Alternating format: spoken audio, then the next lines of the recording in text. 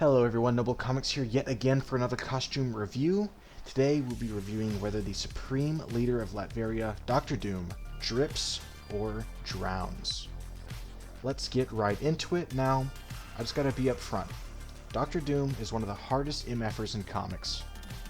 Right, one of my favorites. Now, let's see if his suit is going to be an exception or if that's gonna follow suit.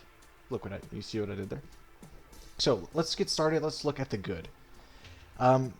Like some of the others we've reviewed, this is another simple suit with lots of potential for detail. As I say that, I am just looking at the basic Doom suit, but this is a character that I would say he doesn't have like a definite permanent suit. Really has a signature look that has minor additions and variations depending on who the artist is. The core of the costume is always the same, but some people add flair here and there, and I'll discuss that further. At the core we see here is a silver metal armored suit, this static metal mask covering his scarred and deformed face, and this regal green cloak on top of it all. The color scheme here is interesting. Again, it's pretty simple, just green and silver, but it's unique and something that you don't really see often. I feel like the go-to for costume colors, especially for an intimidating villain like Doom, would be like blacks and reds, or maybe even white for the sophisticated nature of the character, kind of like what we saw in the Secret Wars storyline. But with these colors, the character can really stand out, and these colors together, the silver and green, immediately bring Doom to mind. The costume itself also does a good job of reflecting the character of Doom. The metal suit keeps him isolated from everyone else, and it kind of keeps you wondering if there's even a person behind, underneath it all, especially with that mask.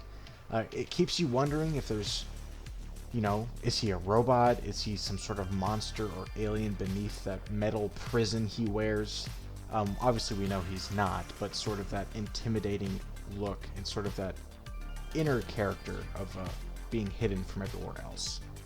And it's quite an intimidating look, like I said, that keeps the mind of the enemies running wild, which also, I think, is probably part of the idea of the costume.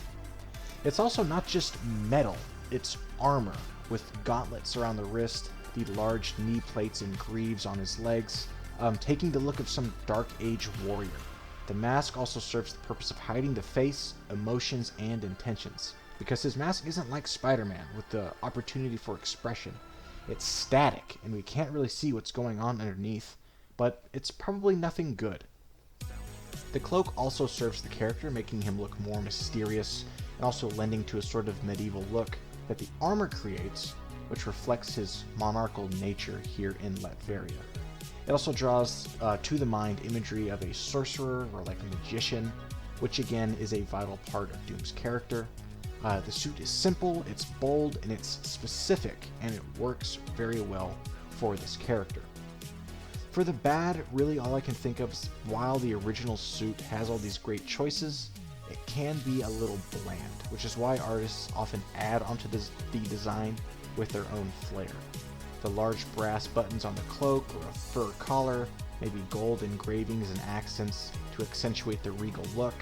And these changes often do make the character look better, though it's not really a design change so much as it is a design addition. Also, as we often mention, the silhouette test, Doom fails pretty simply. Again, this is a problem with these simple costumes, however iconic, but as a silhouette, Doom looks like any other person wearing a cloak, though these accents that I mentioned earlier can help out in this aspect.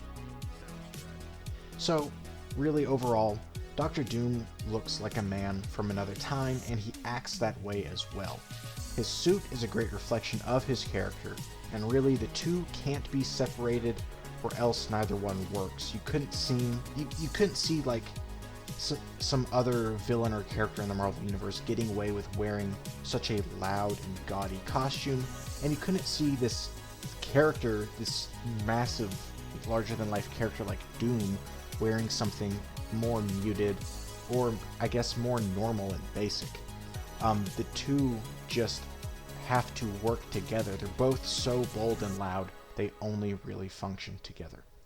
However, the basic suit can leave some to be desired, though it is such a great stepping off point. that I think it can't be undersold. So, but that problem, like I said, is often remedied by modern adaptations of the character, which you can't really ignore, in my opinion. For these reasons, I believe Doom's suit is on the verge of perfection, but does not quite make it, and as such will be awarded a 9. It is amazing. Yes! Hell yeah! Hey, come on, baby! Come on! Yes! Come on!